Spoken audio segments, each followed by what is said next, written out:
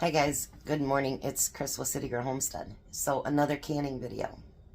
So this is actually hosted by Constance over at Cosmopolitan Cornbread. And it's hashtag March Canning Madness. And so if you would like to join the collab, there are tons of videos. You can join it as well.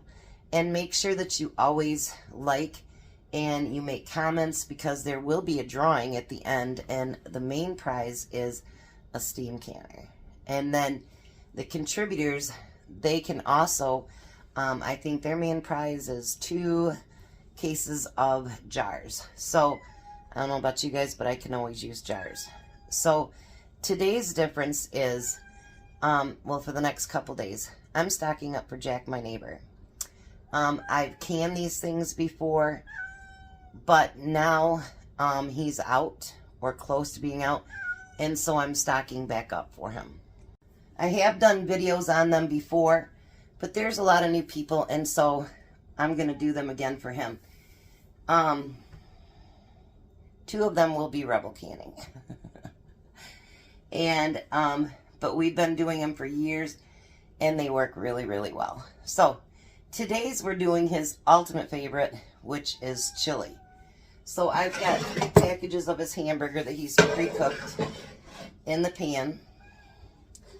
And then I'm going to dice up 2 onions.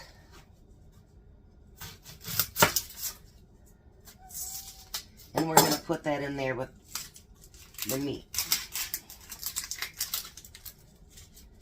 This one, it's mostly, you can use, if you're a canner, you can use your own home canned stuff, or you can buy cans of stuff like we did for Jack. And you want to dice it, you know, not the big dices, because nobody wants the big bites of onion, you know. I have really, truly enjoyed this collab. And you guys, they have really added so many other videos to it, and some really awesome channels. So definitely give it a look. And I mean, yeah, you're going to learn all kinds of stuff. Learn all kinds of great recipes, everything. It's amazing. So I think I might actually only need 1 onion. Let's see here what I think.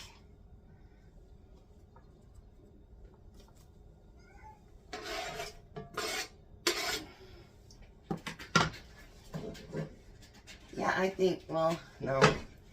It's going to need the second one. I'll be right back. Alright, so I got that second onion in there.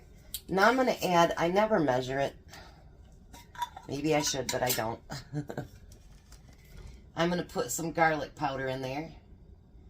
And, you know, if you've got your favorite chili recipe, by all means, you know what, use that. Because it's ultimately what you like to go into your pantry. Then I use,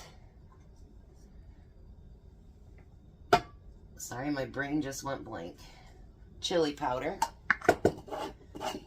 My chili powder actually is my main flavoring in my chili. And I think it turns out great. Now, Jack doesn't like it too spicy, but we're going to add a few red pepper flakes. And then, actually, we did something a few times back, canning his chili, and he really liked it.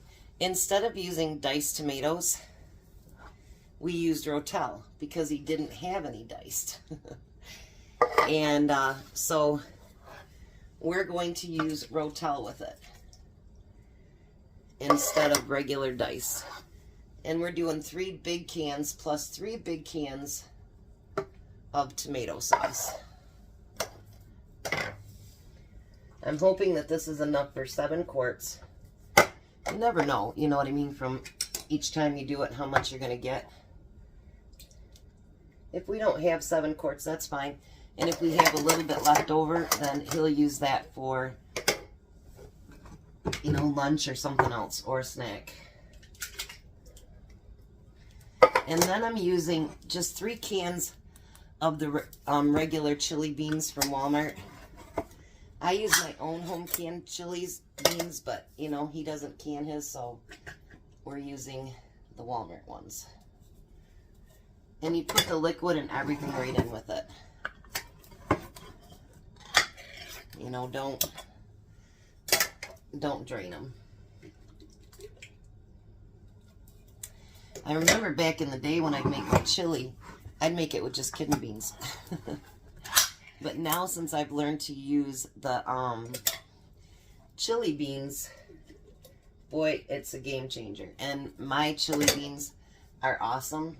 I do have a video on them, so if you want to go back and look, I do have a video on the canning my chili beans. Or if I can find it, I'll put the link below. And we just want to get all those spices and everything mixed together really well. Everything is going to be cold, cold, and cold. I've got my canner over there. It's got the recommended amount of water in it.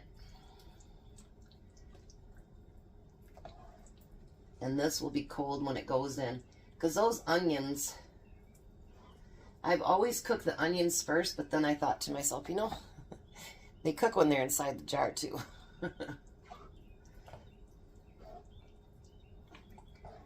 I know we don't think about that stuff when we're canning, do we? I'll show you what it looks like here in just a minute.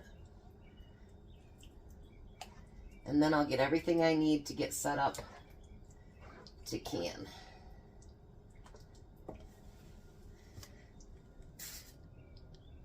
Doesn't that look like an awesome chili? I think it does. So I'm going to get this mess cleaned up, get my towel down, get my jars out, and we're going to start canning some chili. Alright, so let's fill these jars. Now, he cans all of his in quarts because that's what he prefers. Now, if you want to can these in pints, and you know, I was just thinking about it. If you're, you know, you're going somewhere, you want just a little bit of something, you could do it probably in half pints as well. I mean, who's not saying you can't, you know what I mean? But we want to keep them right about the 1-inch headspace or just below. And we want to make sure that we debubble each one. And I'm actually going to take a little bit out of that one.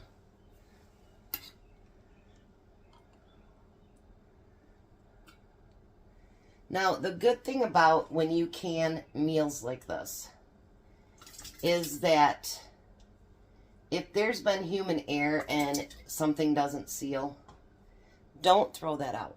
You can cook it that same day and have it for lunch or dinner or whatever you happen to do. Or when you have a meal like this, you can put it into a quart bag and freeze it. Do not throw it out. This is one type of thing that you can do that even if you fault, and let's say you didn't wash your rings or your rims or something like that, didn't do it, and they didn't seal, you're going to have a lot of stuff in your freezer, but you can freeze it. And you don't have to waste your food that way. You know, tomatoes, a lot of other things that you can. There's human error always. You know, not always, but you know what I mean. It happens. And if it does, never let that go to waste.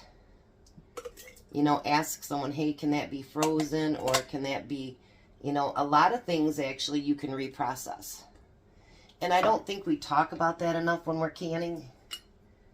That, you know, there are things that can be reprocessed. And you can look that up online as well. You know what I mean? Can that be reprocessed? Can I redo it? You know what I mean? And a lot of things can. Like tomatoes you can reprocess. You know, there's a few things that, I mean, I've learned, I mean, I'm not going to say I never have any failures because, you know, once in a while maybe I forgot something, whatever. And so even years into it now, I have failures too. Since I've been using my 4-jar lids, Not very many, but yeah. You know, yeah. So make sure you take all that into consideration when you're canning something, you know, especially if you're just beginning. And you know what? I think we just about did that perfectly. There might be a tiny little bowl left for him, and that's it. So score there. Now, even though it seems like it's mostly liquid, you are going to want to debubble. Always, always, always debubble. You know, it takes you a couple seconds. And, you know, like you wouldn't think, let me find one here. That one's pretty good, but let me find one.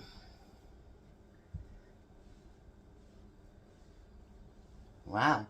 Maybe I dumped them in right.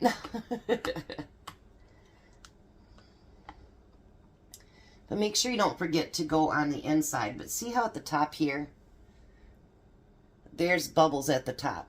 You know, which are probably fine, but, oh, there's some right here, actually. There's a bubble right there, and a couple right there. Air is one of the worst things for your canning project. Make sure you get those air bubbles out of there. You don't want them in there. It's stuff that, you know, you want to do everything possible that's safety-wise for your family. And by the way, with his hamburger, it already been fried, and so most of the grease was off of it, because you don't want really greasy burger in there anyway either. So now you want to make sure that you wash those, because see, look at that. Even though I use something with chili, I usually use a clean little piece with each and every one, because you can tell if you got something on there. But make sure you check again. I know it's repetitive. Check again for any, you know, chips, anything like that. Now when you're pressure canning, you do not have to pre-soak your lids anymore. I usually do, but he brought everything over like this, and so we're going to do it. Alright, let me finish getting those done, and I'll be right back. So now once it does a constant stream of steam, you want to time that for 10 minutes. After that, put on your jiggler, let it regulate, and for quarts you need 90 minutes, for pints 75. So we're going to go 90 minutes with his chili. I'll be back when they're done. So there we go, 7 beautiful jars of chili to be on Jack's shelf. Give it a warm up, stir it up, and you got one heck of a good dinner there. Alrighty, so make sure you look at the other channels. Make sure you like, share, and subscribe with my channel as well as theirs if you like them. And make sure you comment so that you can be in on the drawing. So you guys have a blessed day, be a blessing, and I'll see you later.